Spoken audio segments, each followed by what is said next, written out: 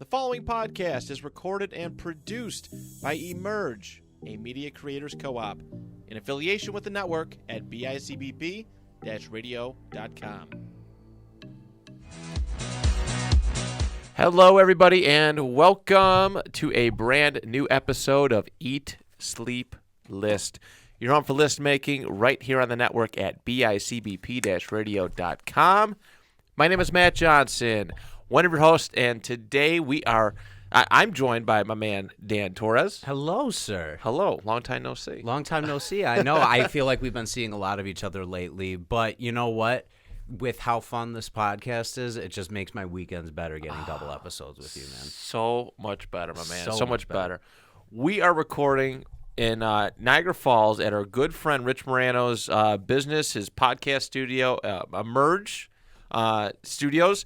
Right here on Military Road. I don't have the address right in front of me. 2475. 2475. Military Road. Military Road. Emerge Media Creators Co-op. We are excited to be here. Rich, thank you so much for hosting us. Well, thank you for kind of coming out and doing it here. Of course. I've been wanting to get in touch with you to do an episode. I know you listen to it. You're always mention stuff about it to me. So I'm actually, you texted me the other day. You're like, hey, how are you?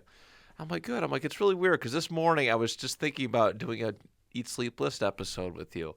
And I was like, yeah, and it just worked out great. And it's just not, for me, it's another opportunity to record here. So I love it. I mean, you've been here as a guest a couple times, but I don't think we've actually produced anything that was like your show. No, sir. No, not yet. Not yet. It's Dan's first time here? Yeah, it's my first time out here. It's an absolutely gorgeous space. I feel like every podcaster, this should be kind of their goal to get a space like this. 100%. And something with this legit of a setup. So, thank you for having us out here today. It's cool that we kind of get to go on the road with this a little bit. Can I get my 20-second dog and pony show that I did? Yeah. So what Emerge is, Emerge Media Creators Co-op. I'm a retired teacher from Niagara Falls School District, 30 years. I started doing video literally with VHS camcorders in like 1982. When I started teaching, I kind of got away from it, but then I was lucky enough to actually run the cable access channel and do a bunch of video production work.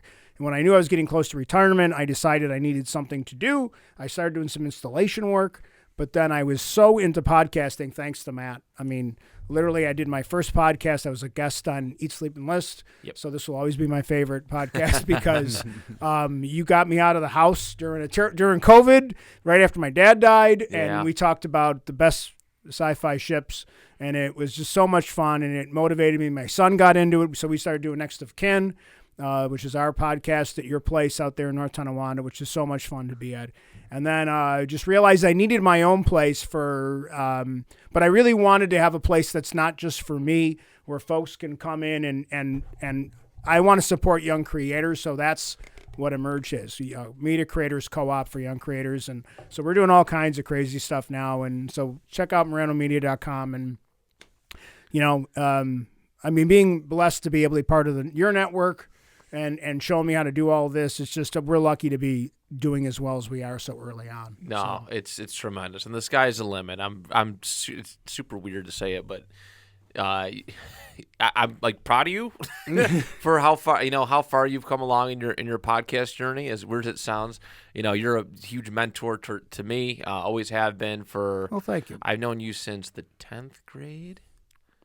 Your 10th grade, not mine. My 10th, yes, my 10th grade. So fair. But I mean, I forget you guys called me like the grandfather or the grandpa of something. You guys had a funny joke about it.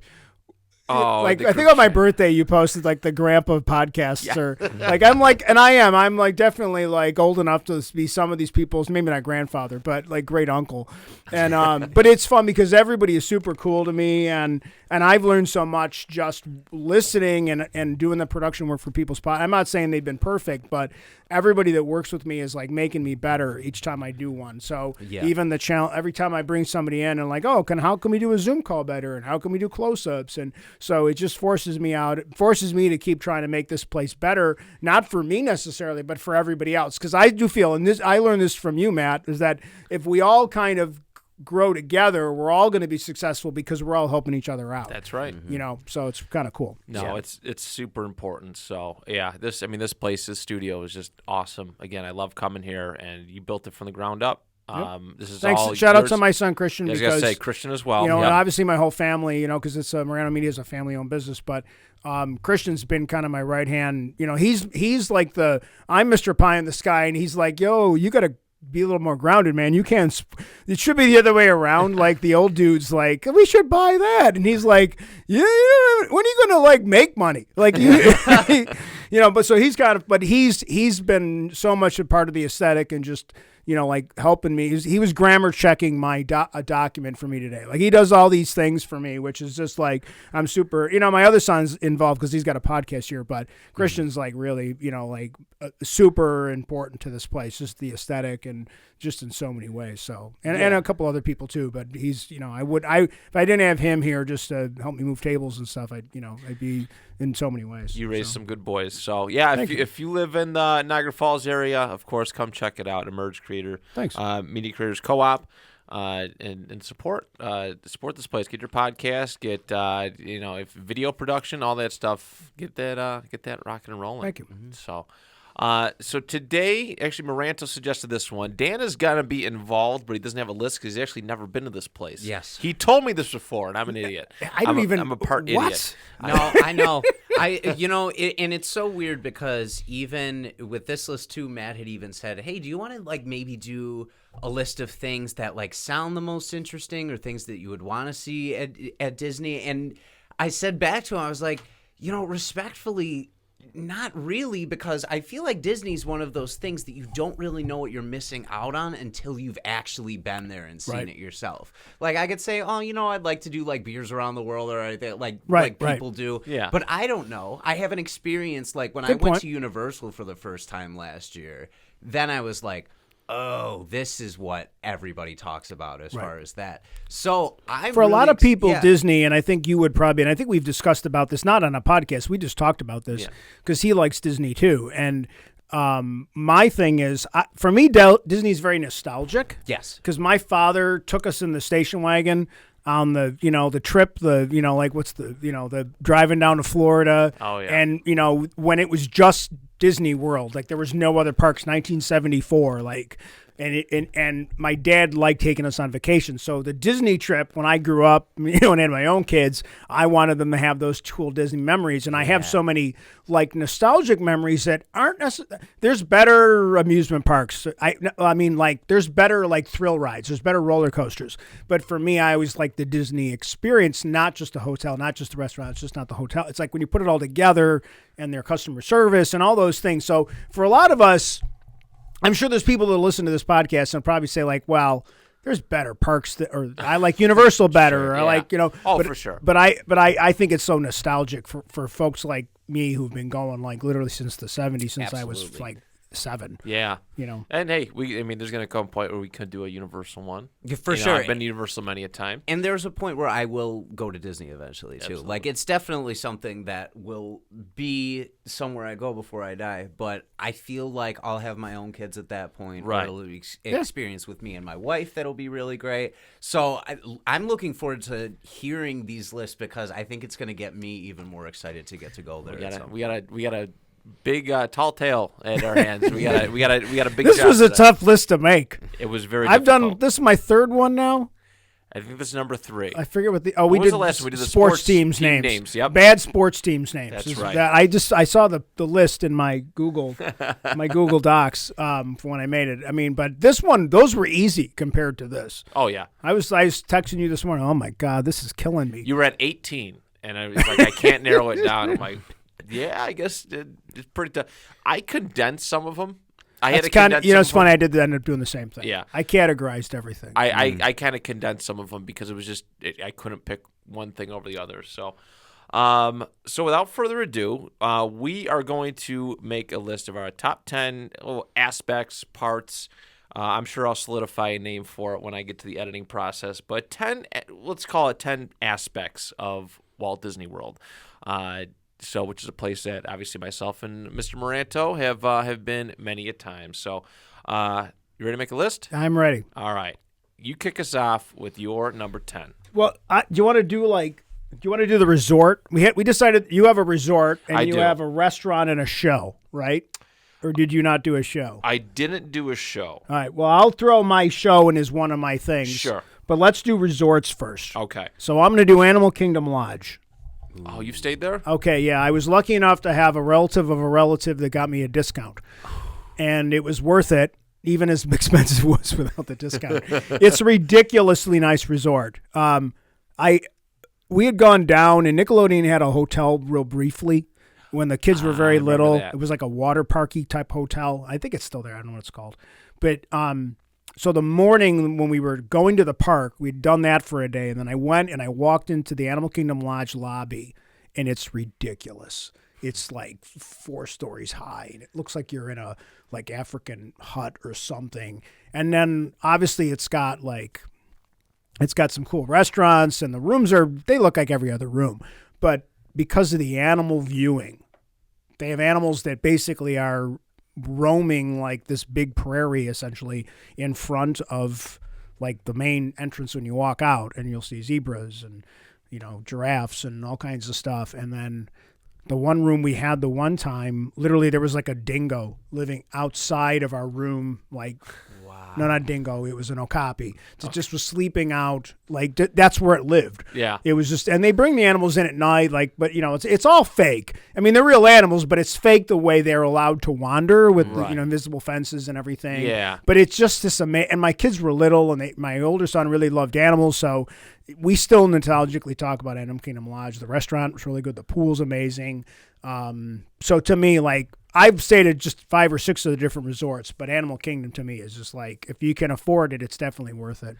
Yeah, I've seen that for years. The advertisements for it. It's cool. People wake up and there's like a giraffe outside your door, outside your window, and like that's a very unique experience. Yeah. And it's kind of hard to put a price on that. Disney sure does, but it is something that I've definitely always wanted to go and see or experience. I wish you can, like, I don't know if you can, just like just take a day and just get on buses and then get on buses for other resorts. You can. Like that one, That's we cool. did. What we did was the one time is we went to. The one year we stayed at, I forget which one we stayed at, one of the other ones. I forget, Caribbean Beach or whatever it was. Okay. And no, Coronado Springs. So my wife really liked that one a lot. And so we just wanted to go to the restaurant and see the animals. So we took the shuttle, and we had a switch at Disney Springs. Well, we went to Disney Springs anyway, and then we took the Disney Springs shuttle to the lodge, and then back to Disney Springs. So we did that so we could just go to the restaurant. We made reservations at the restaurant, and then nowadays you just do an Uber. But I like doing the transportation. Yes. If you go to Disney, I just stay in the grounds and just take all their transportation because it's just so much easier. Yeah. You don't have to worry about anything. It's a free shuttle. I think it's all included in your resort fee. It is. It's all included. They take you from place to place, including Disney Springs and anything else that you want to go to. It's just so nice to take like that drive. Like you actually get to like sit and watch it. Watch the drive to the different parks. Some places are closer than You're others. not fighting traffic and swearing at anybody. Then they play Disney music the whole time. Yeah. Oh, see, that's great. So that's a whole part of the experience Yes. then. I don't know. Again, why you're on wouldn't do that. vacation. I don't want to have to turn left. You know what I mean? Like I don't want to I don't want to worry about I got to get gas. I mean, like we've driven to Disney a couple times way back in the day when the kids were little. We had the station wagon type thing. Yeah.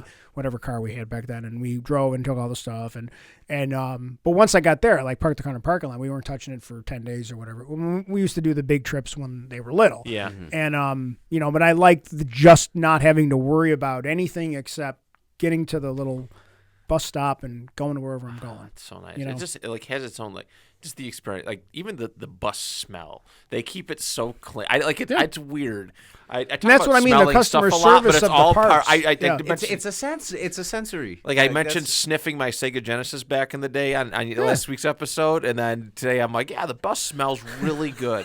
Yeah, it's surreal. It's really neat. I can think of pictures are popping into my head of us at the bus stop, all being excited going to the park. Yeah, here comes the bus. We Is that talk our about bus? Is that our bus? Our resort. The one time we were going to a Disney thing, we got on the bus at our resort. And we were going to.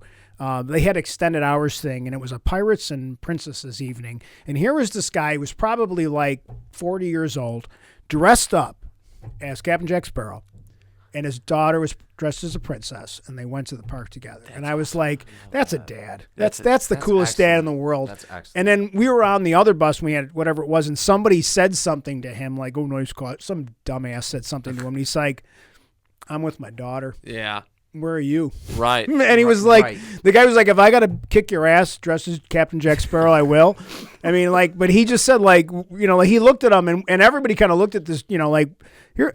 I mean, he was dad of the year that day. Like, that dad will never, and I'll never forget that dad, like, doing whatever he had to do something nice for his daughter. Like, Absolutely. that's a dad. Yeah. Good for him. You know Absolutely. what I mean? So, Very good. Excellent choice to kick this one off. I had a hard time picking a resort because I've stayed at so many. I've done all the all-star ones, sports, music, movies. Pop Century I've done multiple times. I was fortunate to do Art of Animation when it first opened up. oh, I've never been to that one. That was 2012. Really nice. I forget which one we did. It might have been Lion King or Little Mermaid. No, I think it was Little Mermaid. Something like that. But it was a lot of the newer stuff. But the one I'm actually picking, it's just because I'm an old soul, right? I feel like I'm 31 going on 76. Port Orleans Resort. It's very old school, right? It's like wooden walkways. There's like a water mill going around. Yep. I know that there's like two Port Orleans. There's the French Quarters, and then there's just Port Orleans. Right. We stayed at Port Orleans is our fourth time. I think it was 07. I think it was 2007. It's a really nice resort. We stayed there once. We stayed at the French Quarter. Okay. And you're right. And they're connected. Yes. And I remember I was still running back then. I was able to run, like around in the morning, and there's the little cars driving around, and it had the cool restaurants. Mm-hmm. And it was a nice resort because there was restaurants, and the food service was slightly higher up than just counter service. So it was a really good. And there was things, and there was outdoor bars by like the bay. Yes. And so I mean, like, no matter what age you were. And I remember the one night the boys were a little old when we stayed at that one, so we just gave them like money and go hang out in the game room for like 2 hours. So really Meranto and Miss Meranto and I could go and have a nice dinner, and they're like, "Good, we don't want to sit in a restaurant with you." And but it was nice. Like it definitely, that's a really nice resort. Good call on that one. Yeah, It's definitely a nice the Port resort. Orleans one is just it's got this old like a Tom Sawyer old school like feel to it, and I like it so much. All the bus stuff is there. You got the arcade, you got the restaurant, and there's actually one of the parks. I can't remember which one. It might be. It's Epcot, or I think it's Magic Kingdom. You actually have to take a ferry. You don't have to, but you can take a ferry over to the park, and they drop you off. And there is. I think that one actually has. I'd have to look now. There's several that have those boat rides, and they seem like if you're going for more than like 3 or 4 days, and you've got the time, like when you're going back and forth to the parks anyways. Like I definitely love that idea of just taking the more casual way of getting back and forth. Yeah, you don't have to rush. Right. You know. No, it's nice because I mean you're going through, you're seeing everything. You can see everything. There's all lights, and for Disney has like these moving water light things. I don't know what the heck they are, but there was it's like a dragon, and the lights make it look like it's moving. It just skimming on the water, and you get to like you're floating right past it. So it's cool stuff. So Port Orleans is my favorite. I'm just an That's old a good soul, one. but That's a good one. But I really like it a lot. I like the aesthetic. Yep. And they're all relatively close. So if you're at the Hope Park and you just had enough where you get there early entry, because when you stay on the grounds, you get it an hour early. Right. So I always recommend telling people you stay on the grounds, because then you get an hour, or one of the partner hotels. You can do that too. And you can get there, you get an hour early if you're staying on the grounds. And a lot of times, my missus wouldn't want to get up, so she would get up and join us later, and I would just take the boys, or, one morning somebody wanted to sleep, and then we maybe go back to the hotel and swim for the afternoon, and then go back to the park at night, because you have the park hopper or whatever you have. So, I mean, the transportation, I mean, you obviously look at the map to make sure your resort's not too far away from the parks you're going to. That's probably the only criticism I would have of Animal Kingdom Lodge, is that it's close to Animal Kingdom, right? But it's like a longer bus ride back to, like, say, Magic Kingdom. Yes. Magic Kingdom's like the northern part of their property. Yeah. So it's a little bit longer, but who cares? I mean, Yeah. if you got that extra time, then you're kind of all right. So you want to do restaurant now? I think that's fair. Yeah, if we're mixing it up, absolutely. You want to go first? No, go ahead. We'll keep. All right. So this is not a great restaurant. What? There's so many good restaurants. So I thought about what restaurant. I closed my eyes and I said Disney restaurant. And which one popped into my head? The food's not bad, but it's the Liberty Tree Tavern. I've eaten there before. Okay, it's not. It's like kind of like a family style thing, and they just kind of. It's supposed to be like set in like 1778 or so. I don't know, like something like super cool. And there's no way the food's like it's not accurate to that, But it's supposed to feel like the people are walking around in the old restaurants, style stuff from the like Revolutionary, because it's like across the way from like the Hall of Presidents. Correct. So it's right down there in Frontierland. The food's good. Don't get me wrong. The food's not bad. We went there once, though, when the kids, I think maybe the first or second time when the kids were little. And it was just the four of us. We're sitting in the restaurant, and Zach was like sitting next to me, and Christian was with his mom on the other side of the table. And while we were eating, one of the costume characters, I think it was Chip or Dale, I don't know, one of the two, I don't know what the difference is, came up behind me and like started like goofing around, and Christian was like 4 or 5. He's like, Dad, there's a squirrel or whatever behind you. And I went, where? And the guy immediately picked it up and went to my other side. Oh my God. And I went like this, and he went, no. And I went like this. So the guy in the costume knew what to do. And it went on for like 30 seconds. The whole restaurant's laughing. I've never seen my kids laugh so hard. And again, I mean, I don't remember what the food tasted like. It was nice, but I have this nostalgic memory of that restaurant because that doesn't happen when I go to Applebee's. If I leave Disney and I go out to one of the restaurants off the grounds while I'm on vacation because I'm going to save $3 or whatever it is, whatever money, I don't have the experiences. So to me, even though like the decor is cool and the restaurant's cool and the food was good and the service was great, but I think the other things that Disney brings you in their restaurants is why that's such a That's why I'll never fault them for like charging how much they do, because it is a fun experience. They make sure like the characters come and see you and all that. It really is cool. We go when our family goes. It's always for Easter, Easter weekend.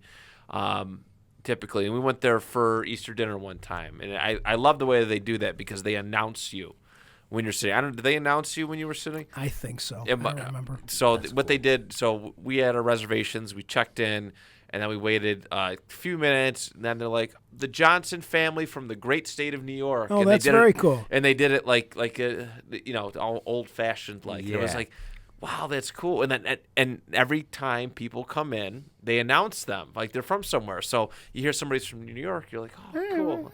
Like, wow, or they're from some other place way the heck away. That's very cool. Yeah. I really like that. I mean, just that little detail. But that's what stood out for me. The food didn't stand out for me. I mean, it was good, I'm sure.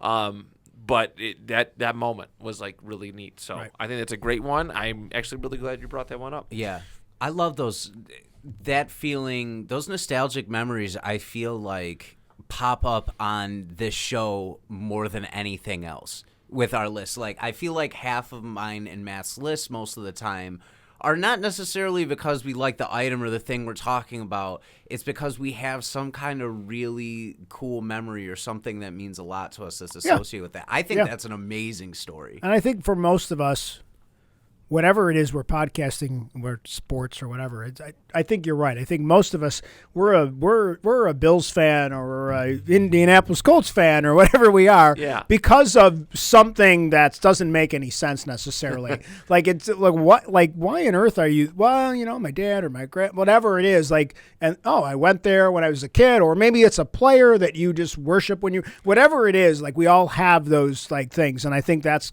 what kind of brings everybody together. So. We do. That's a good point, Dan. We do have we always have this. Oh, we remember that, or this felt so. It's really cool. So where are we eating, Matt? All right. So my restaurant choice is the Crystal Palace. Oh, that's a good restaurant.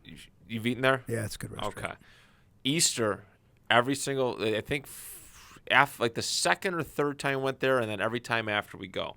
We book Easter breakfast at Crystal Palace. They used to do a buffet style. Apparently, they don't do it anymore because of the COVID stuff. But I love the environment. The food is great. My parents just fill up. It's literally buffet. You go up there and you get Mickey and Winnie the Pooh style waffles. They got bacon, eggs, ham, eggs Benedict, all the good stuff you could possibly want. All the characters come up and visit you. They want to take pictures. They do a really good job, and I like the aesthetics of the place. It's based on a real place. Right. It's based on Crystal Palace in England. Right. Yeah, I love the whole Victorian style thing, deal with it. And it's just there's so much room for everybody to, to sit and maneuver around. And one of the best dining experiences I've ever had. Some of them are some of the dining experiences are similar. Yeah. Some of the quick stop ones. I love the idea of the Pizza Planet Arcade. Yep. But the food, the experience is pretty cool. The food is just you can get the pizza and stuff anywhere. Right. So that's one of the ones that really stands out. The resort. The resorts all have good restaurants. Yeah. The we always different get levels. pizza from the resort ones, and it's always it slaps. Well, we're as from the kids say. We're from New York State, so I know. I know. You have to I try to be open-minded. You kind of know that just don't eat the pizza. It's not gonna go well. Chicken wings. I will actively avoid in most other places. But. Well, it is funny. There's obviously a ton of great restaurants because if you go to Epcot, you could just eat. My parents, when they got older, when they used to go to Disney every year, they spend most of their time in Epcot, and then my parents just going around the countries and going. My mom going to the little shops for each of the countries, and then they would pick a restaurant. So my mom really liked the restaurants in France, but there's a cool Irish pub in the UK one, and so there's so many. But I went to one because again and it's great in all those restaurants in Epcot, for example, because everybody's working there. They're all students with student visas from those countries, and it's their chance to come and do an academic scholarship or some type of learning program, and they get to come to the United States and work in Disney World, so it's a cool thing. So you meet authentic French people if you And they've done the countries have gotten better and better and better. They really jazzed up France a lot when they added the Ratatouille ride, and they've added some little, with those goofy little sandwiches, cookie sandwiches. So they've done all that stuff really good. And the other one that's next to Crystal Palace I really like is that hot dog stand. Casey's. You ever? Oh, Casey at Bat. Casey at Bat is a great little place just to get hot dogs. Just go. It's counter service, but if I'm going to get counter service, it's always my favorite place to go. It's cool. It's very old school, and you can actually sit down and watch an old, I think it's Goofy or something. It's an old Disney baseball cartoon. Yeah. And they just replay it all day. Very good hot dogs, by the way. They're big hot dogs too. They're not crappy little things that a foot, 3 inches long. They do not mess around. Yeah. So yeah, really, really good food. But yeah, Crystal Palace, that would be that's a good one. Restaurant. So you are the only one with a show. I'm just going to throw it in as so we want to get into. So what do we have? You have 8 left now, basically. Yes. Okay. So we can just kind of go down the line. After this. So I'll call this my 8th of attraction, and it is the original Indiana Jones Epic Stunt Spectacular. That's a good one. That's the full name of it. I have to say the original because they've had to make a lot of changes to it over the years for a lot of different reasons. So there were some injuries, and then there were some other things that I don't care about the newer updates because the old updates are just they wanted to make it a little less violent because there's a lot of kids there. So some of the like when Indy's on the fighter and he on the airplane and he has in the movie he shoots open the thing to get Marion off the plane. Yes, yeah. Well, they didn't want him to do a gunshot, so now he kicks it open. Yeah. So and I don't have a problem with any of that. I'm not gonna back in my day. I'm not making that point. But the original one where Indy would drop in on a rope 75 feet from the rafters and somehow he would rappel in and then they do the whole recreation of the first scene of Raiders of the Lost Ark, and then they had the big ball and everything and I really liked that show because I think I'd never seen anything like. And I'm my favorite movie of all time is Raiders of the Lost Ark. So, I was just even when I was an adult, I think I was a full-fledged adult when I went there for the first time. And I'm like, guys, Indiana Jones. He's not Indiana Jones. It's not Harrison Ford, but I didn't care. I think I have a picture of it's it the really first well time because literally Indiana Jones, the person they pick, they literally pick him out of the crowd. Yeah. And they no. That's one of the guys, the stunt guys. There's a guy that they pick out of the audience that it turns out to be a stunt guy.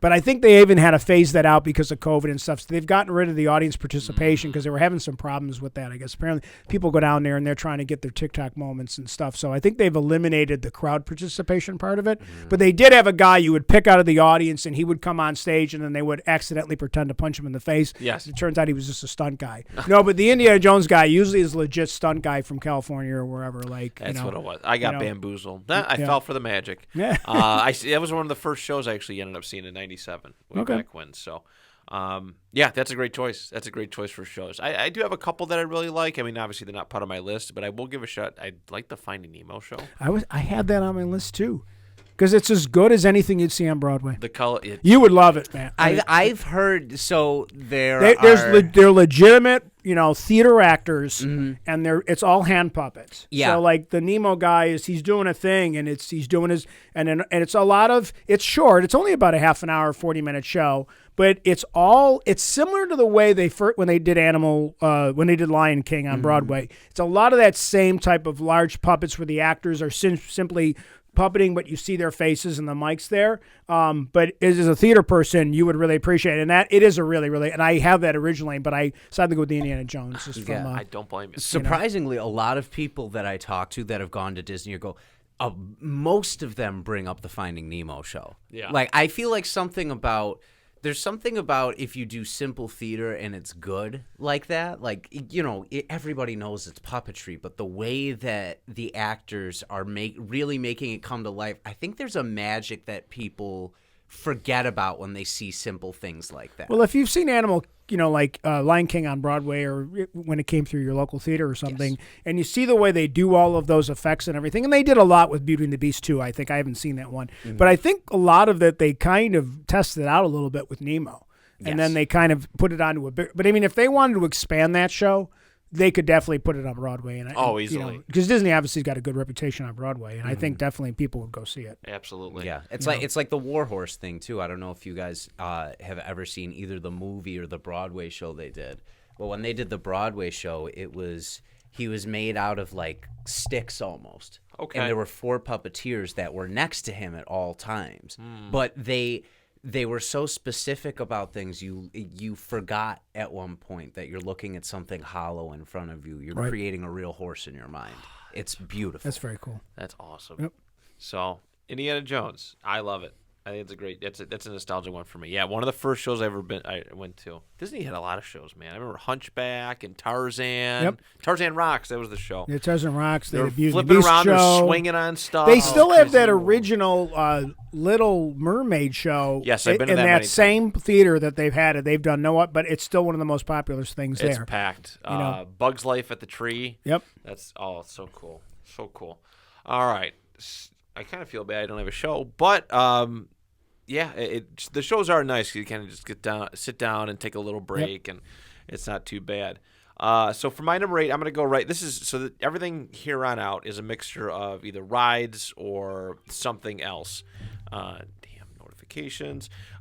Some other aspect of Disney. So for my number 8, I'm going to pick one of my favorite water rides. It's in Animal Kingdom, and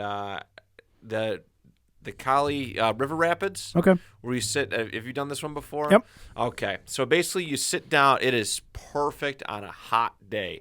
You basically sit in this circular tube. You throw all your belongings in the center thing, and you just sit and you spin whatever way it directs you to. You go up and down these little hills. There's a huge drop, and you get soaked. Yeah. It's so refreshing, and it's cool. It's some really nice scenery. I think it's that's the Asia part of Animal Kingdom, and I love it. I looked it up. It said it was closed. I don't know if it's because it's winter. I don't know. Well, it's warm in winter down there, so I don't know. It's like closed temporarily. I think they were closed for renovations or something. I think they use a lot of rides like that in the wintertime. I think so. You do too. the pools or whatever they have to do. Yeah. So I think that's what it is. But they have a version of it in California, which is almost like it's the same ride, except the environment's different, and it's all like flames and stuff. Like you're going through like a forest fire, and I forget what the movie that I think it's from Brother Bear or something. Okay. It's themed, but it's themed more in a forest than a jungle. I see. So, but it's the same. It's probably mechanically the exact same ride, except the way they decorated it. Yeah. And I like what they do that sometimes when they change for Anaheim. It's almost the same ride, but they just kind of switch they change the. Well, so then you want to do both. One of my other picks that I have on the list, we'll talk about in a minute. I'm sure that's gonna come into play too. But yeah, the River Rapid ride. That's a fun ride. Yeah, it's especially when the person who shouldn't get wet gets wet the most. Yeah, it's great. my mom's like, I don't want to get wet. I'm like, you have no choice. You have no say over that. Right. So that's great. Thank you. Yeah, that's a good one. All right, on to our number 7. All right, so this one is, I think, an experience, and I love this one. First of all, I like the stuff that takes a while. And again, going back to the theme of, and when I was going through my list this morning with my son, who's now 23, I said, give me a ride. You pick one. And it's funny because when he was a kid, he loved animals. He was going to be a zoologist, like every other kid who's 4. And he was like, but Kilimanjaro safaris, That's man. my number 7. He's like, Kilimanjaro safaris. That's the best ride in the world, man. Like, because even though they had the thing where you had to look for the elephant and all that stuff, they kind of got rid of that. But it's still like, it's such a long experience.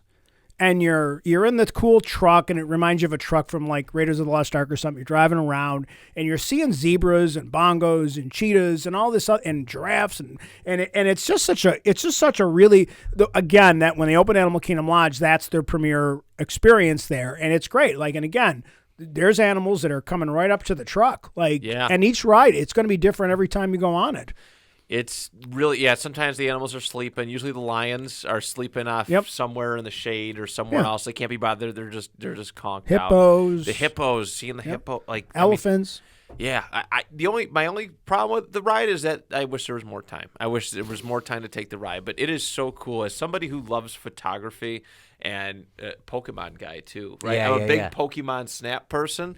To drive through that, and I haven't been there since I've taken up photography at all. But just to kind of go there and just see, like, oh, there's the animals really quick. Oh, got to move to the next thing. Right. You get to see some really, really cool animals. They did a good job of making that like habitat like very.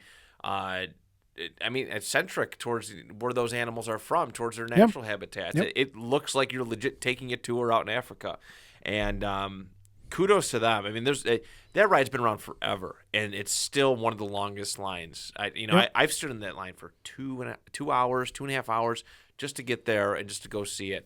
And we have so many great pictures. But once you're on it, like again, the return for the wait in line versus the amount of time you're on the ride. It's not like some of those rides that you're in line for an hour and then the ride's 12 seconds or whatever. Like this one, you're out there for a while. Yeah, it's a good, maybe 10-minute ride or something. I think it's longer than that. By the time like you go through all those things and you go over the fake bridge and all that stuff, I feel it's a good 15-minute, 18-minute experience. Like, it's 100% worth it. We had a draft come right up to ours. I think when I went in 2012, we had a draft that came right up to our truck, like right by it. And I was like, this is surreal. Giant, just big giraffe. And it was just, you can see a lot of those animals at the zoo, but you don't see them happy and out there and moving around. A lot of them are just like, like you can go to the Buffalo Zoo, which we're from Buffalo, and you can go to the Buffalo Zoo, and they've done an incredible job changing the environments. They have less animals now, and they're better experiences. But it's still not the same seeing them in like an open range. Correct. And I know they can only go so far, and then they have to go back to their habitats at night and stuff or whatever. But however they protect them, but the way they do it, I do feel like it's highly rated on in terms of animal treatment and everything too, and their conservation seems to be like they really care about that. It's that's one of their big things. I will give them kudos to that because being as big of a company as Disney as it can go south, but not like their neighbors, not like their neighbors over at SeaWorld, which is the saddest existence in the world. Like we went to SeaWorld once, and I told my wife we're never going back again because I just felt like when I was walking around there, these poor, like especially the large animals. And then you saw some of and obviously there were some real terrible things that happened to like trainers and stuff too. Yeah. Mm-hmm. And it just, I feel like, and I understand why you have to have things for sea creatures because of they're damaged in the ocean and then they can't be brought back in. But that doesn't mean you got to put them in a friggin', pool that got concrete walls. And you can just see that they look, I don't know, it looks just sad existence. Yeah. And they're forced to perform, so to speak, too. And I think that's why like circuses and stuff like aren't a thing anymore because we've really learned a lot about that. Yes, we have.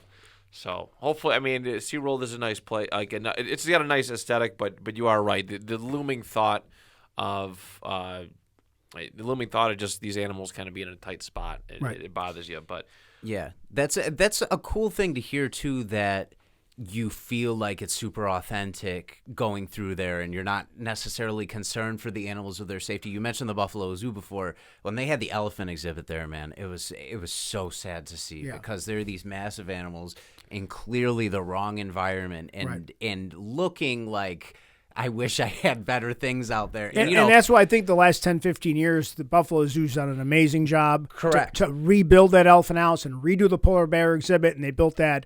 Like, everything's been redone there. Yeah. And they couldn't do them all at the same time, but they knew the elephant house was a problem. And even Yeah. the giraffe house they talked about was a problem, too. So, yeah, but I mean, when I first started going, like, when you were probably very little, I definitely think but I agree. Like, it was like, oh, man, this is so sad. Like, Yeah. I mean, granted, I don't know when else would see an elephant, but that's not fair to the elephant. Right. You But know? that's the thing, too. So when I was 22, I studied abroad in Rwanda for 3 weeks, and I had the chance to do a safari when I was over there. And we got to a point where we were about 10 feet from an elephant at one point. And when that happened, in my mind, I was like, I'm seeing an elephant for the first time. Right. Like all An those actual other elephant. memories were.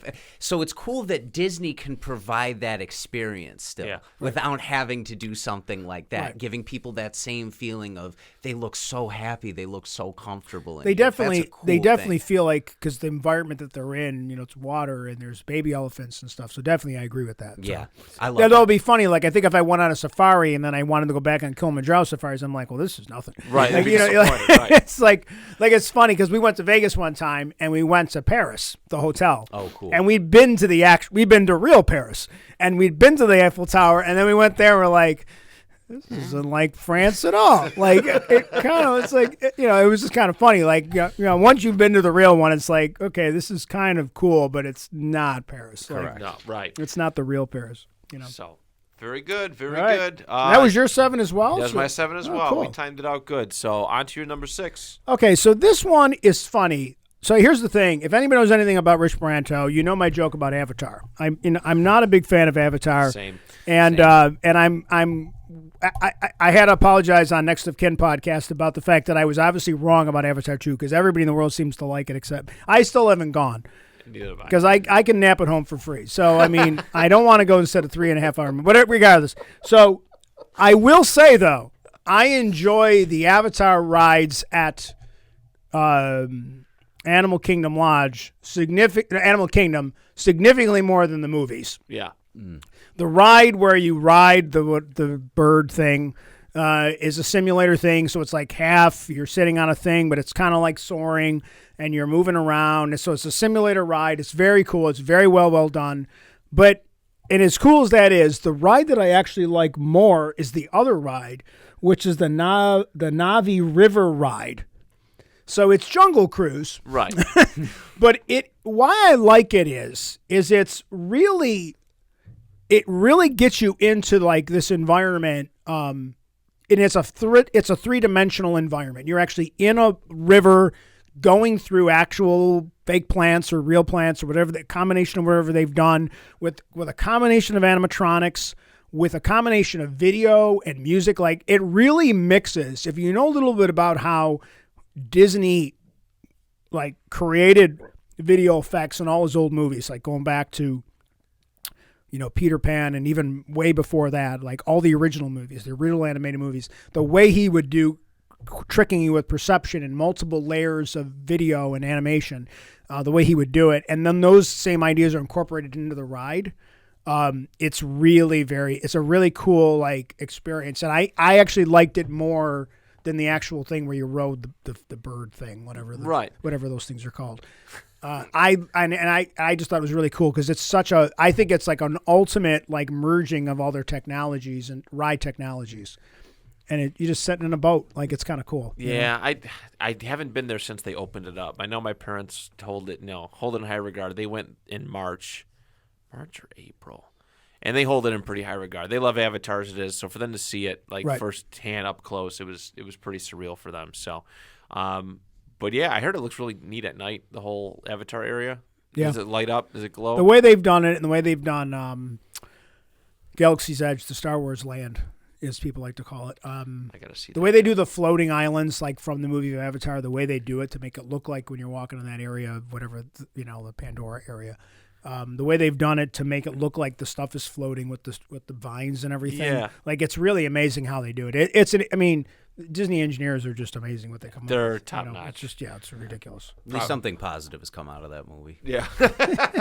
Still, I like again now I don't even know, like Christian. I'm like, we got to go. I'm like, oh, God, when are we gonna go? Because we have to talk about it obviously on Next of Kin, but we just haven't. I'm like, I don't know when we're gonna go. I'm like, it probably be. I don't even know. I will join you to talk about not talking about it. I'm glad. I mean, James Cameron spent a lot of money on research and development for the movie, so I'm kind of glad it's making money. I mean, I'm not like I don't have a stake in it. I didn't bet against it on like FanDuel or something. So well, they're trying to make 4 of them. I think that's the plan. I mean, people, but apparently people want to see it. So I don't know. Hey, kudos to them. Kudos to them, right? Yeah. Yeah. Oh, all right. My number 6. Oh man, I don't have that many rides left. Maybe I do. I guess I do. All right. So big roller coaster guy. All right, huge roller coaster guy, and I love the incorporation of music with roller coasters.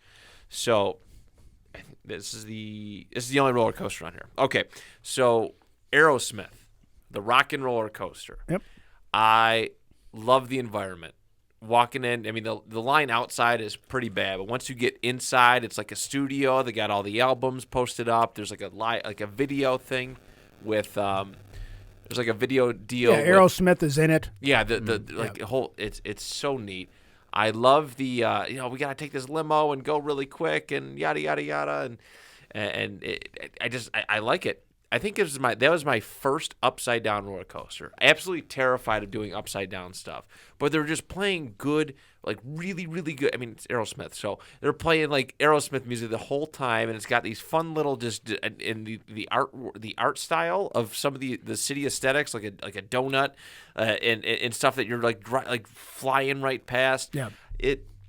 It's a really neat experience. I love. They have a giant guitar outside to take a picture of, like Rock and Roller Coaster featuring Aerosmith, and the gift shop is really top notch. It's a cool ride because again, it's like you said, it's like I always think like Star Wars, Disney World kind of takes rides that they already have and then like conceptually, and then thinks about how can we do something different. So it's kind of like Space Mountain, not the ride itself, right? But the concept of a roller coaster indoors. But then you put it in the environment of traveling through a city to get to a concert. So you see like streetlights and buildings, and you feel like you're on a roller coaster that's going through a city, which is pretty cool. And yeah, they did a really good job of it. Yeah. And aesthetics really good. The first time I went upside down, I closed my eyes, but I haven't closed my eyes ever since. So good for you. I close my eyes every time I'm on the damn ride, and I go on these trips. Like I've been on these trips. I take on the media kids a couple times when I was still teaching, and all my other media kids like gave me shit because I didn't take them. And I'm like, well, you guys never asked. So I did 2 media trips. I took one media trip with my son Zach, and those guys were all kids that were all my soccer players. Right. And if I wouldn't have gone on the ride, I would have gotten shit for the rest of my life. So I had a kind of just like, and then afterwards they're like, Meranto, you okay? And I'm like, yeah, I think I might. You guys go off ahead. I'm going to walk a little slow here for a little while. I think the older you get, the harder it is to ride those rides. Yeah. Yeah. Motion sickness has been a big issue for me the last couple years. Yeah. 2015, I went. I was ready to barf every time I came off. So. But that's one thing I'll say about the Disney rides is they're not really that extreme. Like if you want to do like what's the place in Ohio? Oh, Cedar Point. Like Cedar Point's all roller coasters, and if you really like roller coasters, go to Cedar Point. Yeah. But if you just want more than just roller coasters, then I think you want that. I mean, Universal does this too. Like this concept of mixing like what you love with a ride. Yes. And I think that so yeah, there's a trade-off a little bit maybe on the scary level or whatever you want to call it, but I think it may make up for it with the aesthetics. Yeah. And Yes. even the wait in line. Like the lines are always interesting the way they do the kiosks. The keys is the queue, they call it the queue. Yeah. And they make the queues interesting, Yeah. I haven't been there since the new system in place. Well, they're already getting rid of that system and going to a different system Are they because really? the Genie Pass was very tough to manage. Okay. And it wasn't bad, but they've got to find a system that kind of merges kind of what you're doing with the Genie system with the old Fast Pass, and I think they're redeveloping something else because the one they had is, and it was a little bit money hungry, the new one. So I heard that. So I think they realized that just wasn't right. So they're trying to revamp it because you got to remember there's a whole new Disney. They got rid of the Disney president because he had messed up a lot of things, including some of the movies and things like that. So they got rid of him. And he was the park guy that introduced this thing. So now they brought back Bob Iger, and I know too much about Disney, but like Not a bad thing. but no, the guy they brought back, I think, really wants to do something to get Bob Iger wants to get people to enjoy. He sees too much about people claim about the prices and they've lost a little bit the last couple of years because of pandemic or whatever. Yeah, but they got to get back to kind of really what their foundation, their core was. My mom said it once. We were sitting there waiting for a parade, and just all the shilling of merchandise. And my mom was like, Walt Disney would roll over at his grave if he's seen this. And I don't know. I didn't live when Walt Disney, lived, but I've heard quotes about his kind of mission statement, and it's insane. It has gotten insane. So I mean, I get it. So, but that is we're on to our top 5 now. Okay, Kick us off. Star Tours, those crazy Star Tours. Star Tours is a great ride. I when they first opened Hollywood Studios, Disney MGM or whatever it's called back then. Now it's Hollywood Studios. It was supposed to be almost like like it was a behind the scenes thing, and then they changed it up and everything. But it was the first Star Wars like attraction anywhere in the world. Yeah. So, like, if you were a Star Wars fan, you'd go down there, and then they had, like, the Darth Vader show, and Darth Vader would come out, and you would, like, little kids would get to fight him with a lightsaber, and it was really cute. But then but originally that Star Tours ride was just one ride, but then when they revamped it a couple years ago, they redid the queue area, and they, have a lot of characters in there and stuff. It's always R2-D2 and C-3PO, but now you see Chewbacca, and you see, the lobster guy, what's his name? Admiral Akbar. Admiral Akbar, he's there, and and then all the different droids, and they kind of even like did some throwbacks to the original version of it. But the ride's still really cool. But now when you go on Star Tours, it's different every single time because they're incorporating, I think, 3 different things, and I think there's like 10 different. So there's every time you go on it, you're going to get a slightly different experience. Yes. And it's a great simulator ride, and it's even though it's kind of like one of your earlier simulator rides, it's still really good. Because now you got C-3PO filing it, and then and you see the Millennium Falcon, or you go in a pod race, or every time you go on, it's something different. So I still like Star Tours. I think it was like 2007 I went, and that was a couple years after Revenge of the Sith hit, and they were like, okay, let's start revamping it. Maybe it was my 2010 trip. But yeah, they started incorporating every little aspect from everything that they had. They redid the inside of it. Yep. It looks really cool. Even standing outside, they have a giant AT-AT, right? Yep. It's the AT-AT, right? Yep. The AT-AT. Just And it's almost like in the Ewok Forest. Yes. So it's like an Ewok Forest kind of thing, and you can't go up on it, but I wish you could. I think it blows steam out every now and then, and it makes noise. You can take a picture on the speeder bike. Yeah, the speeder bike's gone. What? They got rid of the speeder bike. Wow. I had pictures of the boys when they were like 3 or 4 on the speeder bike, and then when I took them back in 2019, like the media crew, they all got on the speeder bike. So I have like 2 pictures, and then when I went back this summer with Zach for a day, we had one day, a long story, but we went back for one day. The speeder bike was gone, and even he was like, "Man, where's the speeder bike?" I'm guessing COVID. They probably took it out because they want people. Yeah, it might come back. That's a good point. Maybe they'll bring it back. So that would be neat. Yeah. Yeah, Star Tours is great. It does make it on my list, not quite just yet. So I will speak my piece. But I mean, yeah, it's the original. I feel like you and I are going to have a lot of similar things. I think so. We very well might. So I'm all here for that in your top 5. My number 5, this is where I'm going to put Splash Mountain. Okay. The ride formerly known as Splash Mountain. It's going to Tiana's, right? Princess Tiana? Yeah. Princess and the Frog. It's going to okay. They're revamping it. That's such a funny thing. I mean, because no one thought about the fact that there's a problem with Song of the South. Right. Because there's nothing on Song of the South ride on that ride that makes you realize what Song of the South is about. Yeah. But they did feel like they needed to, kind of. And I do like the fact that it's going to be a more updated movie because who's watched Sound? You can't. I don't even know where you can watch it. You can't. Movie. I think it's. It might only have a VHS release. It might. They haven't DVD'd it. They have. So making it on what is it? Princess and the Frog is now. It's going to be based on. I think that's a great idea. I think it's cool too. People can actually watch that movie. Yes. Exactly. It's modernized. It's a current property. And it's just cool with all the I mean, I'm excited to see what it becomes, no Right. doubt. But again, a nice water ride. You get your picture taken. That was one of the first rides I've ever been on. And you got your picture taken Right. as you're going all the way down. And it's really cool because it's almost like a show. Everybody's watching, and there's people that'll stand and watch you go down the giant water slide on this thing, hoping to get splashed, but they want to see your face too. And it's a surreal experience, absolute classic. But yeah, again, I think I'm ready to see what the new updates bring. And Splash Mountain's been around since I think it's one of its early Magic Kingdom's earliest rides. It's funny. I was thinking about that this morning. So Splash Mountain's there, and right next to it is the railroad one. That's right next to it. Old Thunder Mountain Railroad. Old Thunder Mountain Railroad, and those were not original. Oh, they're not. I remember the first year that we were there, like 74, 75, whenever the heck it was. Those weren't there. And I remember maybe a couple of years later they were building those rides, and you could see them from Tom Sawyer's Island, which I was going to talk about at some point.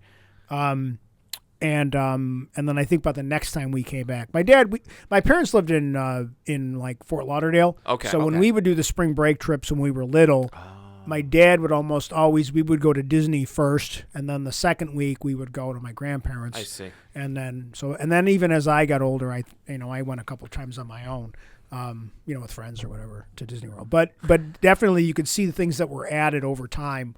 And then obviously they added Epcot in 81 or whatever the heck it was. Yeah. So, Started but they were, you got to give them credit too. They're constantly revamping and updating the parks, especially in the last 20 years. I guess, and this is always something I didn't realize existed. They had those old abandoned parks, the old River Country and There was an island that you could go to and explore around, Yes. and they got rid of that. I only went to that once, and I was probably like 10 or whatever it was, and I can't think of what. I mean, I've looked at it, I've seen it online. I can't think what it was, Wilderness Country or something like that. It might have been called. And it was a boat ride. You'd go Discovery from Island. Discovery Island. Thank you. Yep. And it was supposed to be kind of like. I don't know, not Tom. I don't know. Like, I don't even remember. It's like a Tom I don't know a Sawyer movie, themed one. Yeah. Robinson Crusoe or whatever it was supposed to be inspired by. I don't remember exactly, but it was a fun. It's them people were interested because you just wandered around, and I think they kind of realized, we got to have things for Yeah, they basically closed that down and opened up Animal Kingdom. But the stuff's still there. They said that there's people that sneak onto the island. You ever watch the videos on YouTube? Yeah, I've seen those. It's pretty cool. I love it. There's people that because you're not supposed to be there. And I think they've cleaned it up, so they're going to try to do something with it. But people go explore. But the old water park is actually really crazy cool. Well, people don't realize that lagoon is man-made. Right.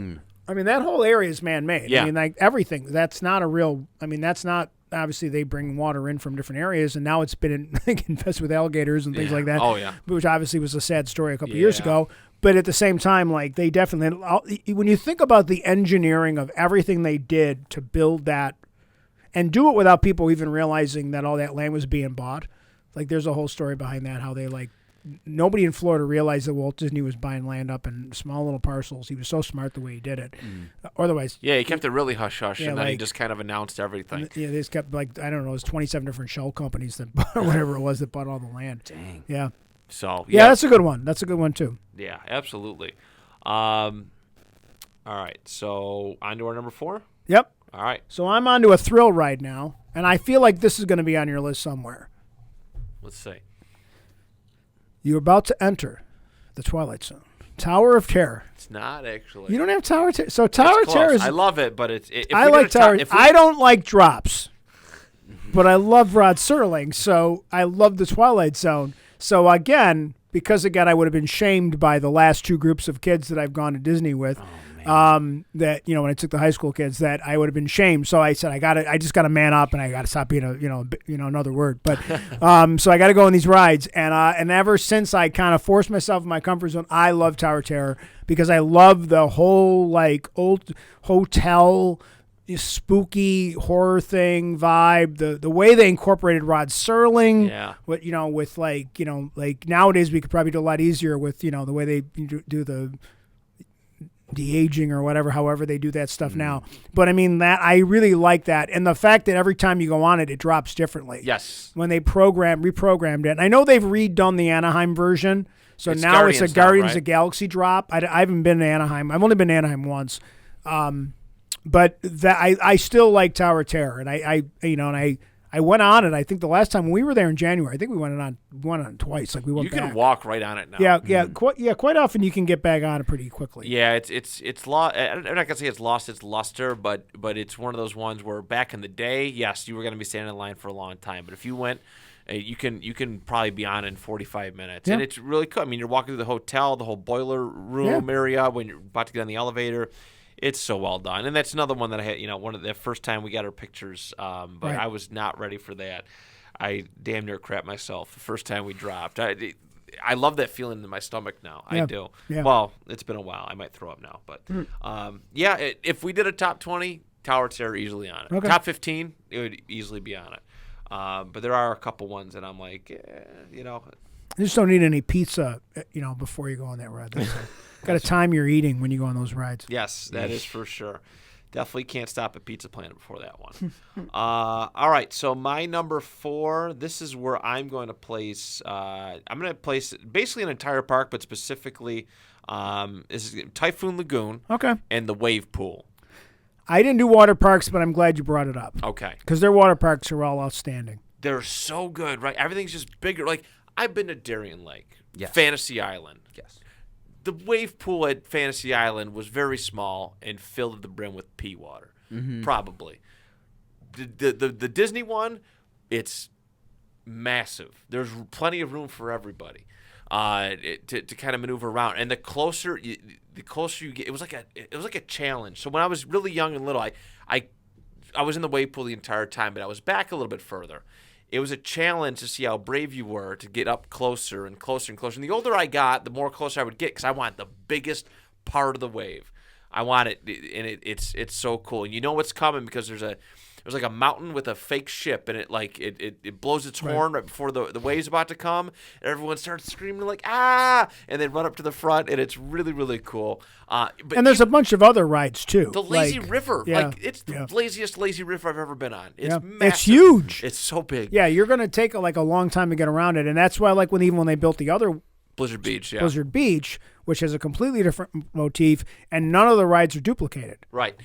I love it. We did, I think back in 2000 or 2002, we did 2 weeks, and we stopped at each of the different I think we parks. had a similar trip where we would, some days we would just stay at the pool. We didn't try to go to the parks every day. Right. But then definitely, I think we did one where we did the, one water park one day, and then maybe 3-4 days later we did the other water park, and then went to the golf. Stay at the Winter Wonderland Golf or whatever they call it, which is it's a good miniature golf course. It's even a good miniature golf course. They didn't even get cheap on that. It's neat. It's definitely Yeah, it did good. I like the water parks. They really go above and beyond. I adore it. The first time I went was 2000. Water's warm. It's perfect. How many water parks do you go to and you freeze your ass off when you go in the water? Every single one of them. Every one I've ever been to. It's the reason why I don't go to a lot of water parks around here. The ski drop thing that's at the other one is ridiculous. There's a drop Is it the one where you're standing and it just the bottom comes out? Well, I don't.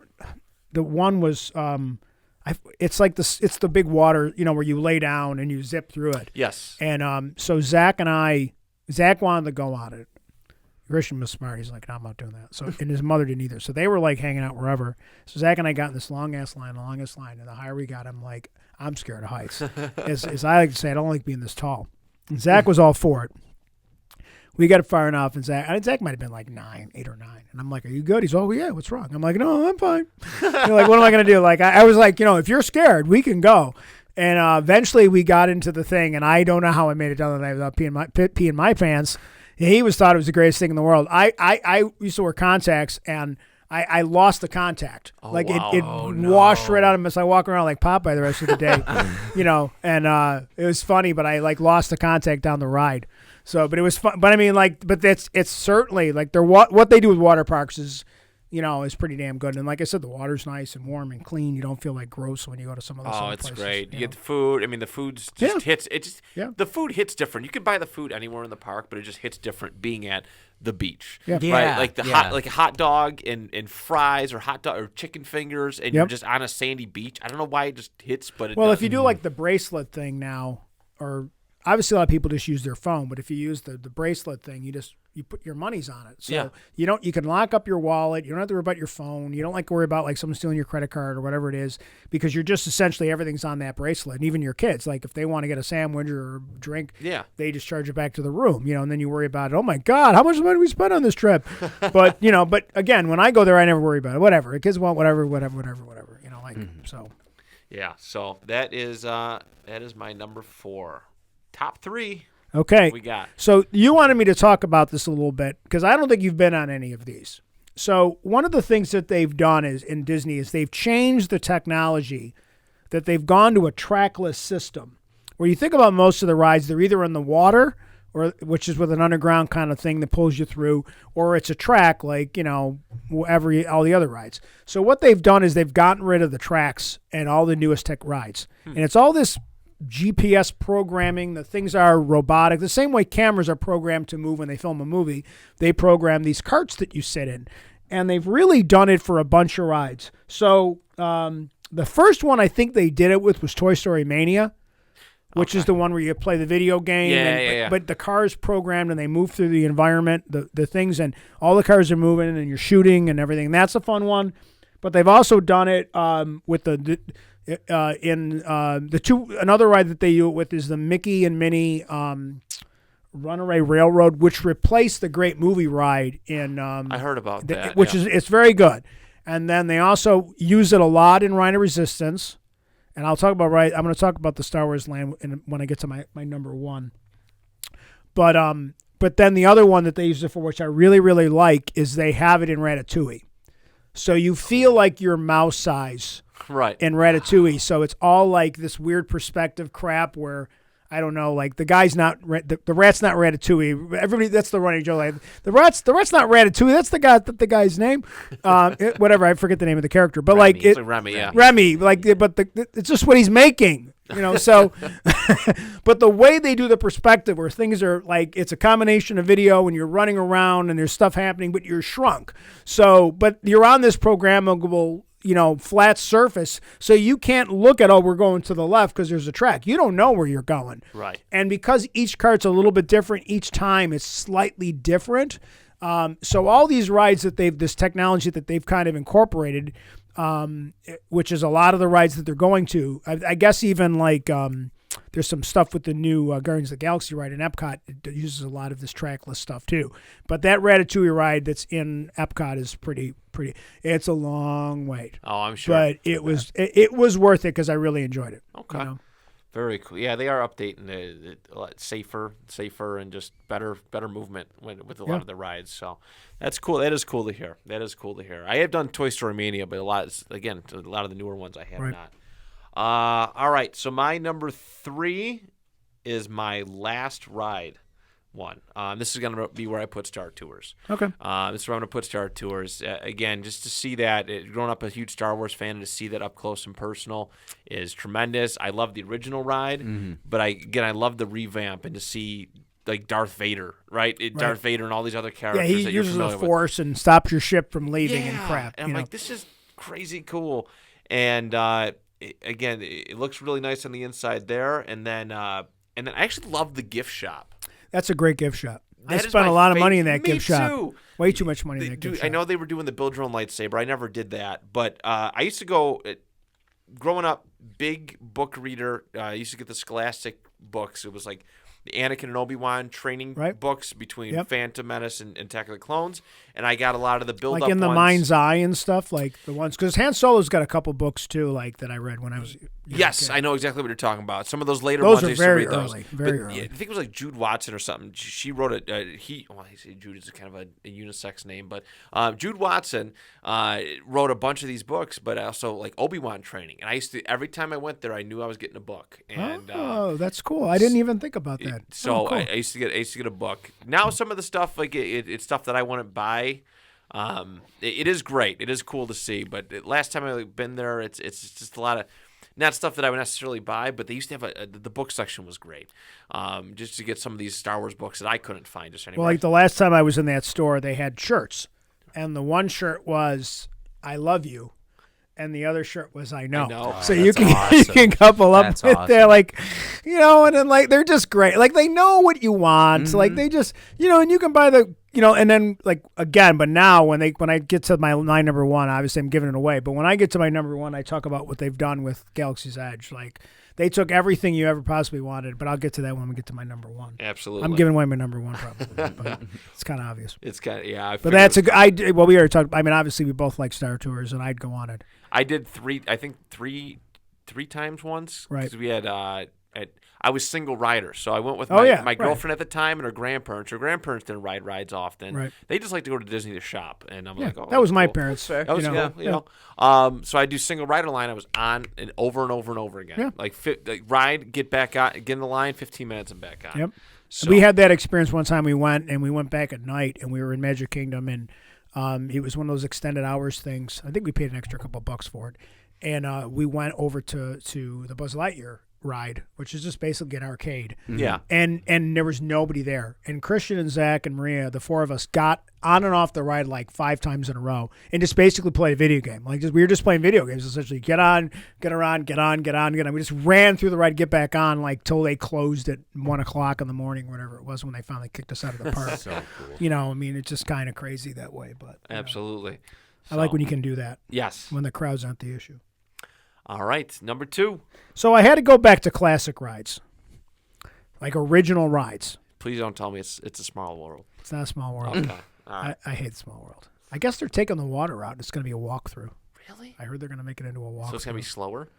Well, I think you you have can to spend endure your the own sun. time. I think they're going to set it up so you can just walk through and you can You take gotta your endure time. it longer. Now you instead can of- jog through it, get the F out of there as fast as possible. That's the other most infamous ride I've heard about. I got at- stuck on it. So for you 20 got to go minutes. on it. It's you need to go you have to just go on it. Yeah. Because you have to know why you're supposed to hate it. Sure. Right?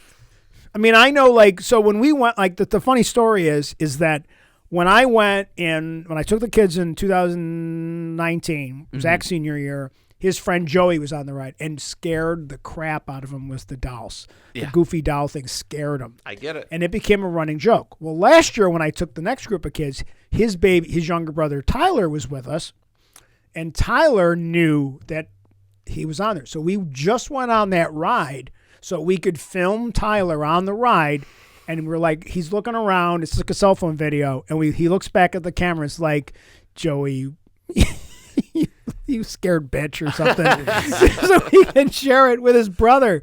But again, they were like, "Oh, this ride's awful." Like, well, it's not really your demographic, but it's an original ride. So, but no, it's not. It's Pirates of the Caribbean. Right. I love Pirates of the Caribbean. I always liked it. Great gift shop, by the way, at the end. Yes. You buy a sword and a stupid pirate hat and all that stuff. But when they redid it, and obviously it inspired incredible movies. Most of them. There's one that's not so good. But it inspired some really, really... I love Pirates of the Caribbean movies. I love Johnny Depp in that role. I like Orlando. I love those movies. I watch them way too much to this day. And when they updated it to add Captain Jack Sparrow into the thing, and Barbossa, and they kind of updated it and revamped it, and the Jack Sparrow is really good, animatronics. It looks just like him. It's very, One of my favorite things, not to cut you off, but Johnny Depp actually showed up and dialed up for it one time and surprised people. Yeah. Which was like, how cool is that? Yeah. That's very cool. Yeah, like that was. I remember seeing the video of it. I'm like, that is like. Yeah, what I've an seen that on experience. YouTube, What an like, experience that would be.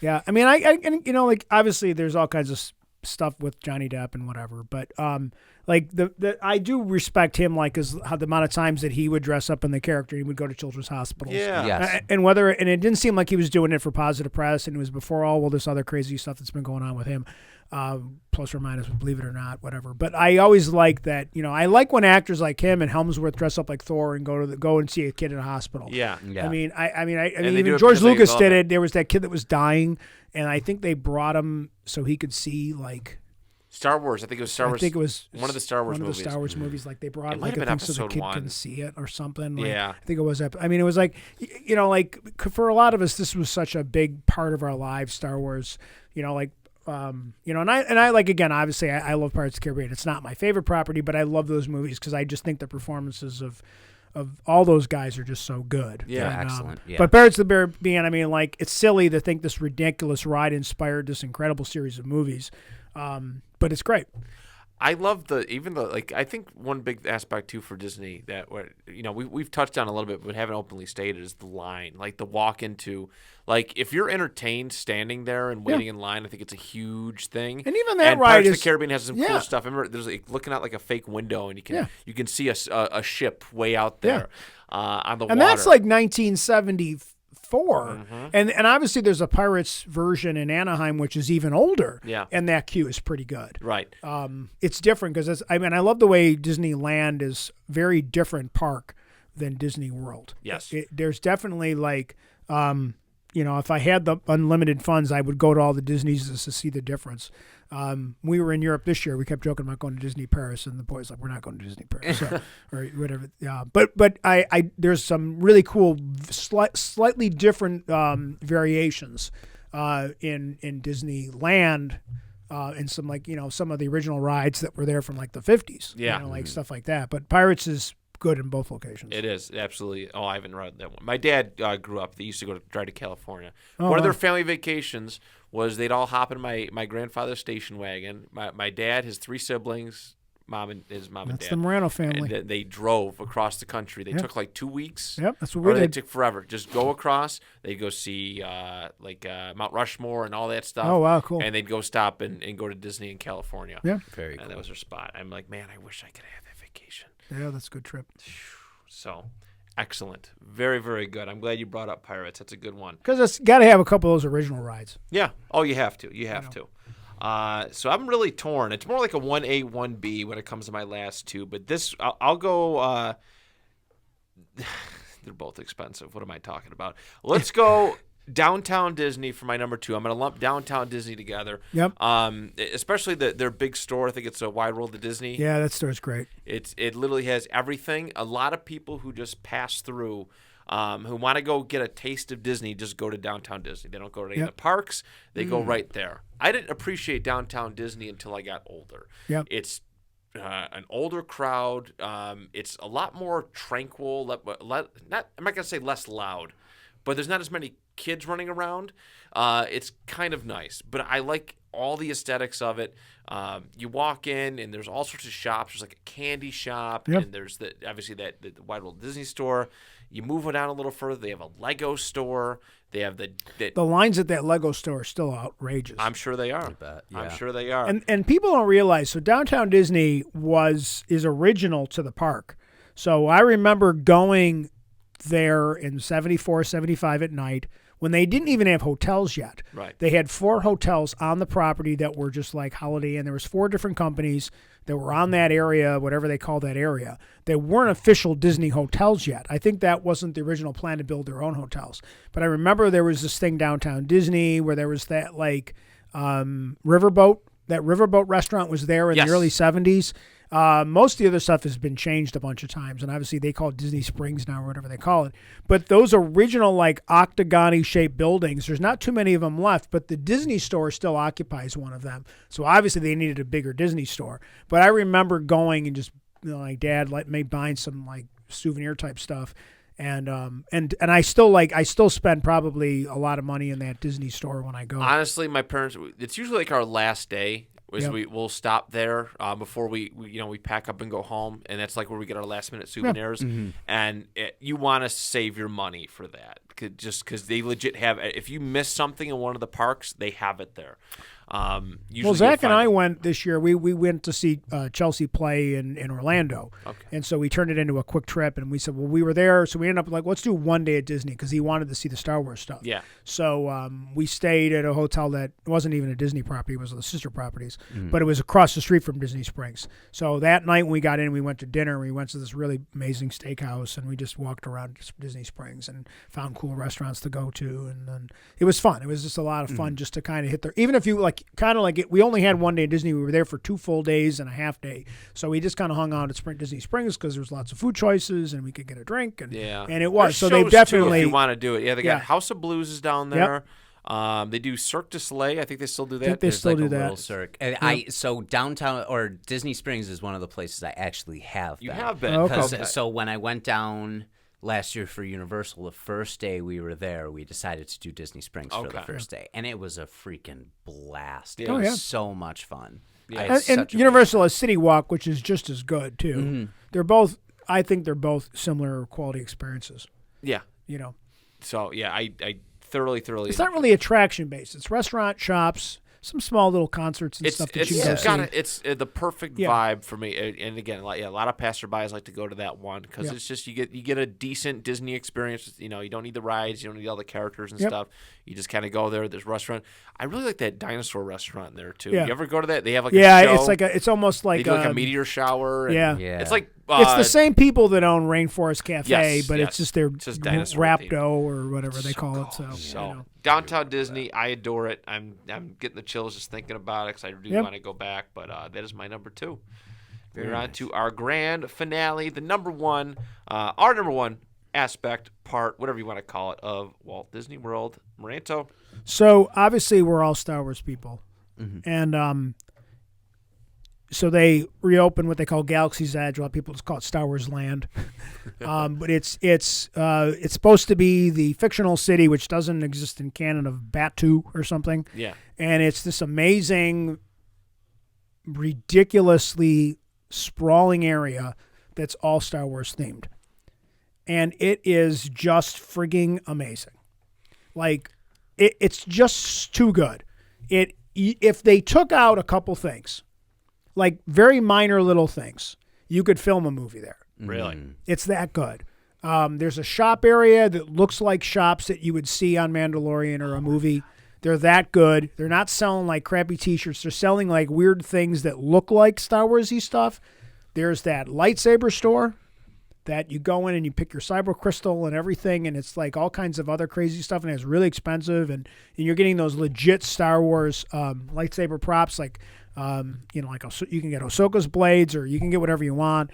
There's restaurants, but you go into these restaurants and they're themed to make you feel like you're at, like a Tatooine kind of restaurant. Like you Yeah. expect it like to be like that, and even the visuals and the graphics, everything that they do are set up that way. There's a stand where you can buy blue milk, which is hilarious. Very And cool. it's a rum drink. You don't have to have alcohol in it. Mine, dude. But it's blue milk, and it's just basically a smoothie. But it's the blue milk. Right. But there's like a droid store, and then there's just things you wander around, and even like the little Coke stand that like in The Mandalorian how the cars move, but there's like a red droid. Yeah. Like driving it. The red droid's there, and the red droid moves. Like his head's moving, it's making noise. And there's little Star Wars-y ships parked all over the place. My only criticism of the whole thing is for people that don't like the sequels, it's set in that era. Yeah. So there's some criticisms of it because it's more about Kylo Ren and that's a whole big controversy that I thank God Christian's not here, because then he would be swearing at me. But it's really good. There's the two main rides. Is Rise of the Resistance, which is an amazing ride, but it breaks down a lot, and it's a very cool long experience. But it's really tricky because it breaks down a lot, and it takes a really long time, and sometimes the line is 2 hours, sometimes like 3 hours. I've been lucky that I haven't had to do the 2 hours with it, but it's multiple stages, and Rise of the Resistance is really cool because it makes you do a bunch of different things. But that's not the one I picked, because if you were going to own a spaceship and you could buy it, every single person would buy the Millennium Falcon. Probably, So yes. Smuggler's Run. The Millennium Falcon, you actually get to fly the damn ship. Like actually fly it. You fly the ship. So here's so cool. So we get there the first day, the first time I go there. This time. And I go through this thing, and you walk through this archway. And then there's a full-size, screen accurate Millennium Falcon sitting there, just parked. So cool. And you're like, and there's video. I have a video of it, like with the kids, where I'm like holding the phone. I'm like, guys, Millennium Falcon. Millennium Falcon right there. Look at Millennium Makes you Falcon. feel like a kid And the again. kids were, and I was like literally like a little kid. I'm just like shocked how good it is. And then you get in the ride and you kind of walk around and eventually get and you see like this whole thing that you're kind of working for the resistance. And there's again, the queue is amazing because there's things you see and you go through different things. And it's every single thing is like they spent more money in the queue than they would spend on most movies. Like they get made, and you're walking through this thing, and eventually you get into this thing, and you walk through like then eventually there's the interactive video where hey, Chewbacca's there, and they're like, oh, we need you to go and pilot the Millennium Falcon. And I think it's the guy from Clone Wars, the bounty hunter guy. Cad Bane? No, not Cad Bane, the funny one. Oh. Hey, my friends, like that guy. Yeah. What's I can't think of the character's name, but I think he's the guy that you talk to who tells you. We're borrowing the Millennium Falcon and go on this trip. So eventually you walk through this airlock and you realize you're standing in the Millennium Falcon. Oh God, that's so. Like you see the chessboard. You can go and sit down at the table where the chessboard is. You can see like up on the shelf the stupid training droid. There's Han Solo's little desk where he sits in. He's like, good against the real, like whatever his line is there. And then eventually you walk through the curved hallway and you go into the cockpit of the Millennium Falcon. And there's 6 chairs. The first 2 are pilots. The second 2 are weapons. And the third, the 5th, and the 6th suck. You're just pressing buttons. They don't do anything. But you literally, if you're in the front 2 seats, one guy's doing up and down, the other guy's doing left and right. So you literally, if you're screwing around, like you end up hitting the environment as you're flying through. So you're literally flying the Millennium Falcon, and it's doing all this crazy stuff. So it's like Star Tours, but you actually have some control. Okay. And the guys behind you are actually firing at things and shooting weapons and stuff and dropping payload or whatever it is. But it's so well done. Just to be able to walk through like a set of the Millennium Falcon is just freaking amazing. Yeah, So that's my need to number one experience that. because again, plus it's a whole build up because not even the ride, but because of Batu and Smugglers, like the whole, Disneyland, Disney World, Star Wars Land area Right. is so freaking amazing. Yeah, I have to see it. My brother and them went. You got to and get there. Yeah. I know. Yeah, that's why Zach wanted to. We just did the one day because we only had one day, and we said he just wanted to do Star Wars. He didn't even care about the Avatar stuff. He just wanted to see the Star Wars stuff. Yeah. Yeah. Have to. It's an experience. I have an idea, and I'm going to pitch it to you at the end of the show. Okay. All right. So next one. Are we going to Disney World? Is that the trip? I would love that. I would love that. Let's do it. Let's go. It's only another list. Forget going to episode. Vegas with the guys. I'll go to Disney World with the guys. Take the network on the road. Yeah. Take Oh, both yeah, studios yeah, there That you would go. be a lot of fun. That would be a lot of fun. Right off the whole thing somehow, right? That's right. So my number one, definitely not as cool as Star Wars Land, but it's pretty dang cool. I'm going to put the Epcot World Showcase here.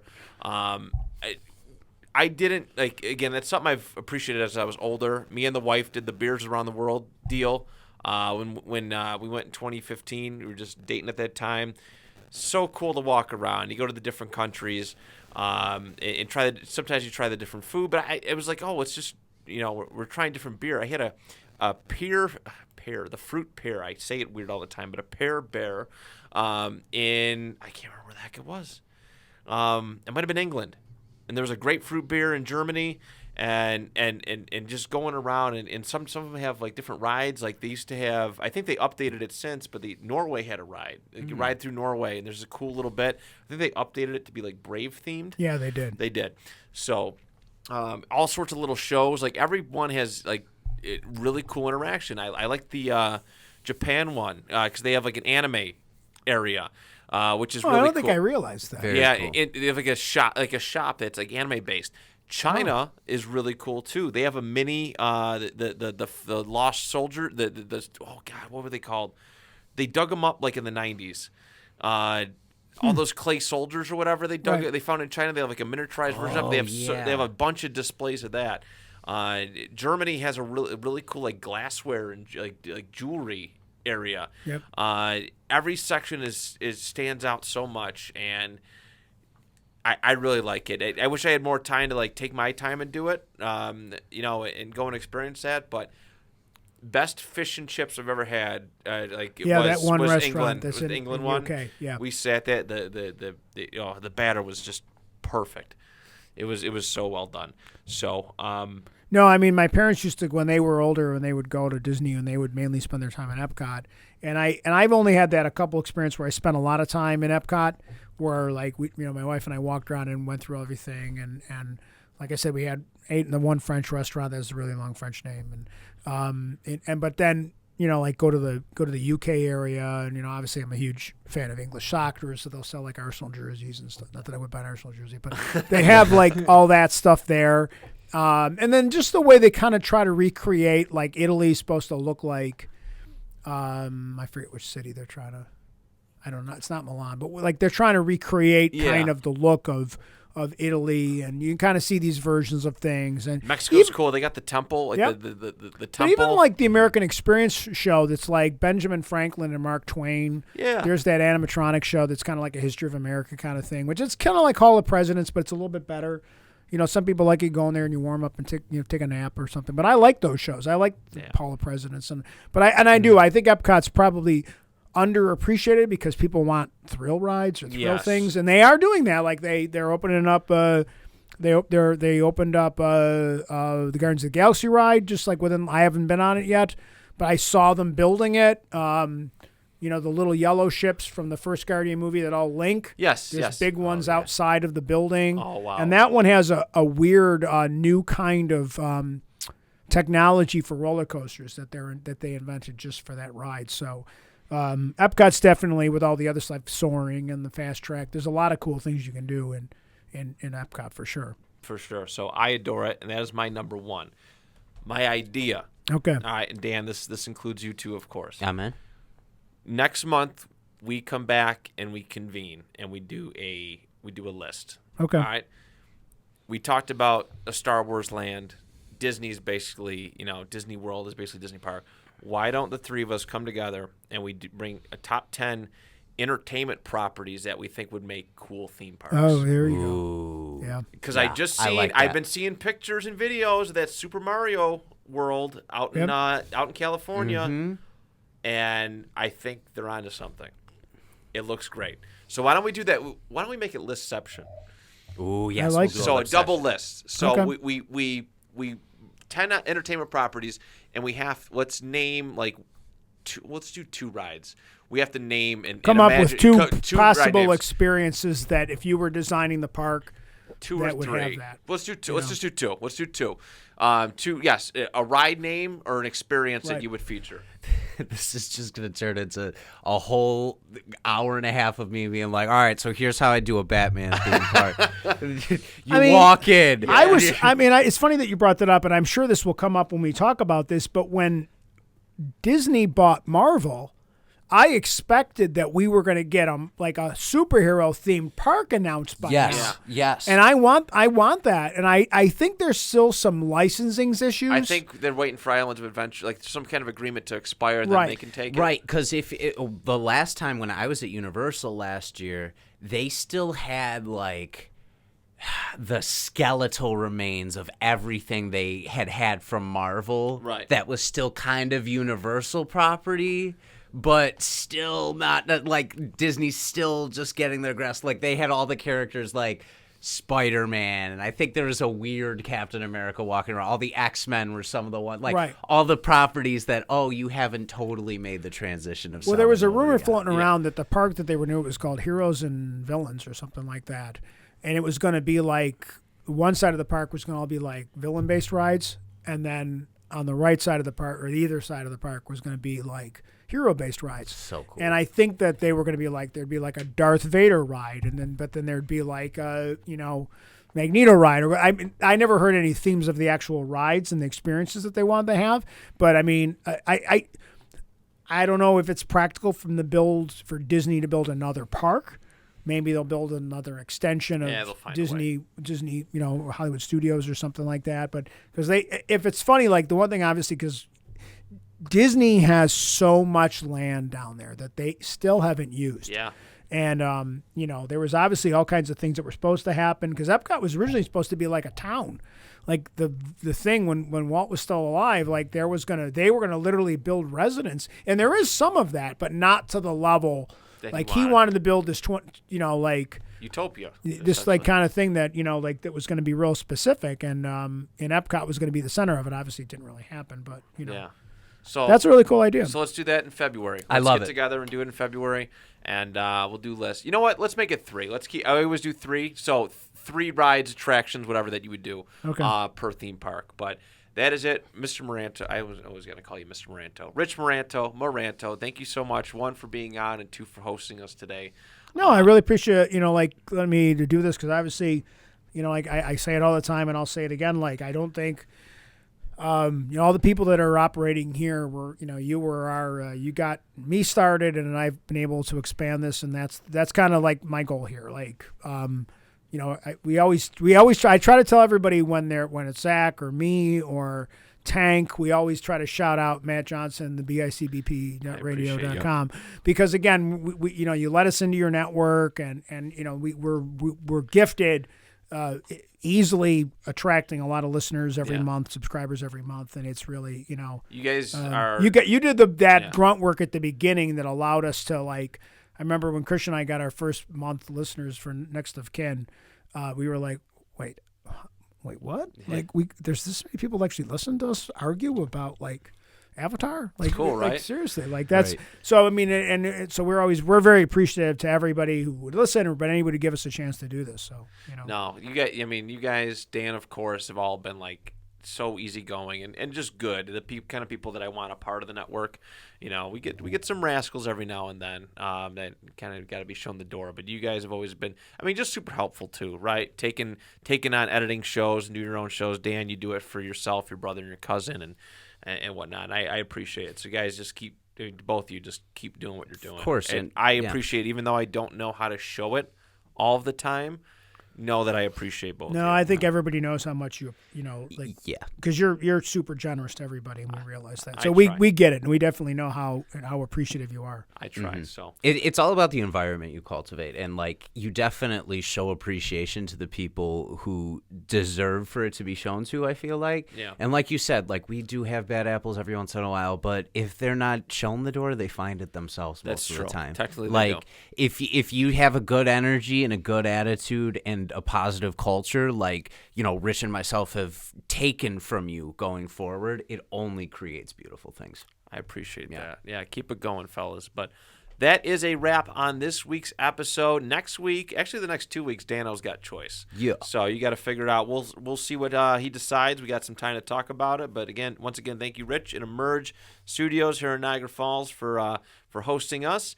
Till next time, do you even list?